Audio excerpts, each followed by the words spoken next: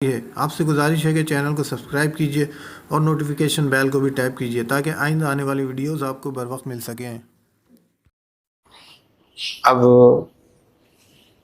حضرت موسیٰ کا 40 دن طور پہ رہنا، حضرت یونس صلی اللہ علیہ وسلم کا 40 دن مچھلی کے پیٹ میں رہنا، حضرت نوح علیہ السلام کی کشتی کا، حضرت ابراہیم کا آگ میں رہنا۔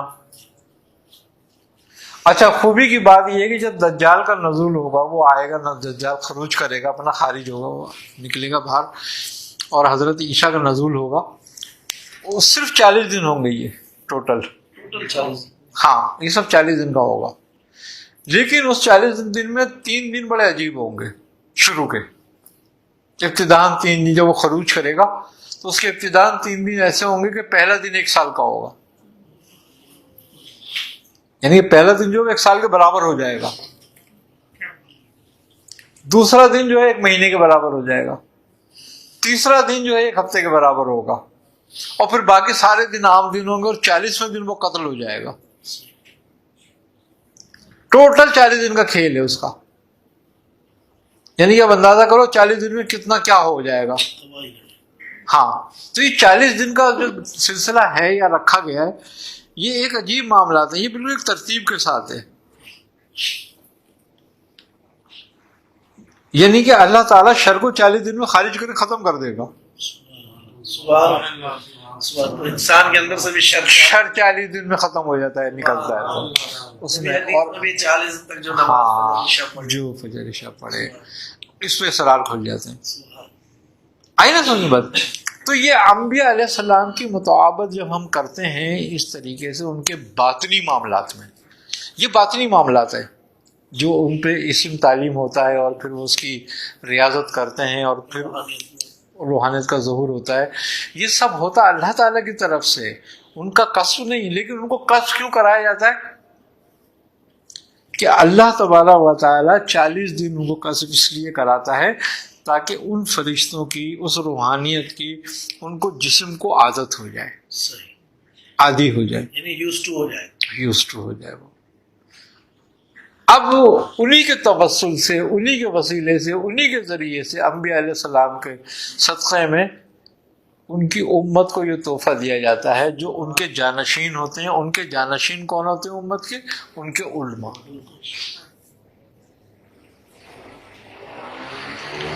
کیوں؟ اب وہ جانشین 2 طرح کے ہوتے ہیں، ایک وہ ہوتا ہے جو قطب الارشاد ہوتا ہے، ایک وہ ہوتا ہے جو قطب الاقطاب ہوتا ہے، اوتاد ہوتا ہے۔ قطب الاقطاب یا اوتاد جو ہوتا ہے یہ باطن پر ہوتا ہے، نبی کے قلب کے علم پر ہوتا ہے یہ، اور جو قطب الارشاد ہوتا ہے وہ نبی کے صدری علم پر ہوتا ہے، سینے پر ہوتا ہے، سینے کے علم پر ہوتا ہے، اس کو سینے کے علم کا حصہ ملتا ہے، جو ظاہر میں رشد و ہدایت کرتا ہے لوگوں کو، تبلیغ و ارشاد کا کام اس کے ذمہ ہوتا ہے، وہ اس کو ظاہر کو کرتا ہے، اس کے باطن کو فیض قطب الاقطاب پہنچا رہا ہوتا ہے۔ کنیکٹ وہ دونوں جگہ ہوتا ہے، کنیکٹ وہ دونوں جگہ ہوتا ہے۔ تو قطب الاقطاب جو ہوتا ہے یا قطب جو اوتاد ہوتا ہے، اس کو اس کی ریاضت کی ضرورت ہوتی ہے تاکہ وہ فرشتوں سے اس کی نشست ہو اور اس کے باطنی معاملات کا کنیکشن ہو جائے، اور اس کا جسم جو ہے متحمل ہو اس فیض برکات کا جو اللہ تعالیٰ کی طرف سے تجلیات اس پر آنی ہے۔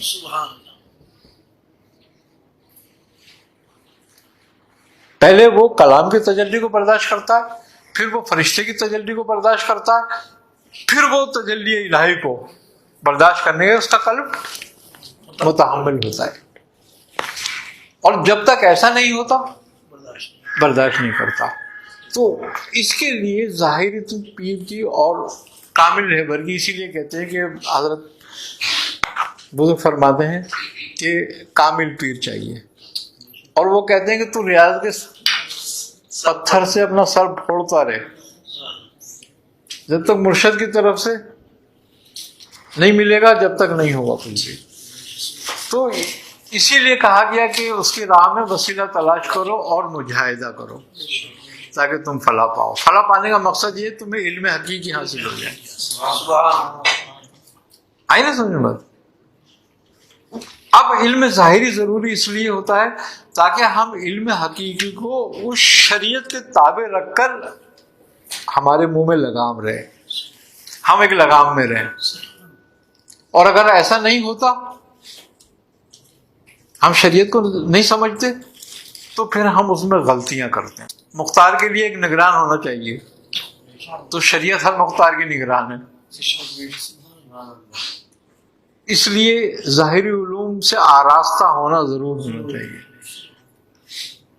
اور جو لوگ کہتے ہیں علم شریعت، طریقت کا علم شریعت سے کوئی واسطہ نہیں، وہ جاہل بھی ہیں اور گمراہ بھی.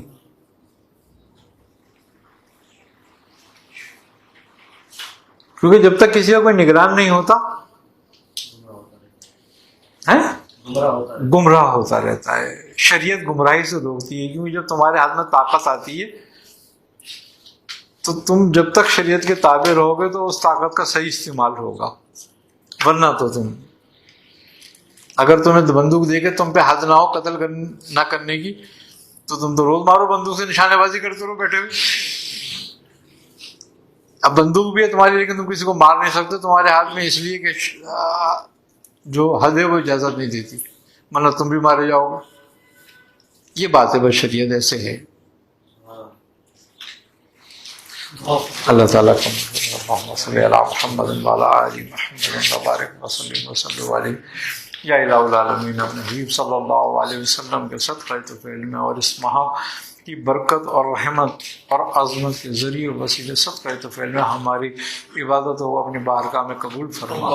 یا الہ العالمین، ہماری صحیح ناقص سے پر تیری رحمت کامل ہے، تو اپنی رحمت کے شایان شان ہمارے گناہوں کو معاف فرما اور ہماری مغفرت فرما اور ہمارے اعمال کو قبول فرما. اور یا الہ العالمین، ہم لوگ جس مقصد کے لیے یہاں اکٹھے ہوئے ہیں اس میں ہمیں کامیابی اور کامرانی عطا.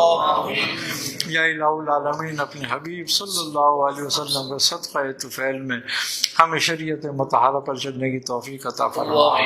یا الہ العالمین، اپنے حبیب صلی اللہ علیہ وسلم کے صدقہ طفیل میں ہمارا خاتمہ بالخیر فرما.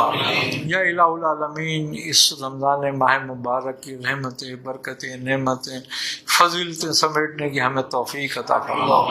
ربنا تقبل منا انک انت السمیع العلیم وتب علینا انک انت التواب الرحیم. صلی اللہ تعالی علی خیر خلق وہ چراغ محبت جو روز ازل خلوت لامکاں میں جلایا گیا، وہ چراغ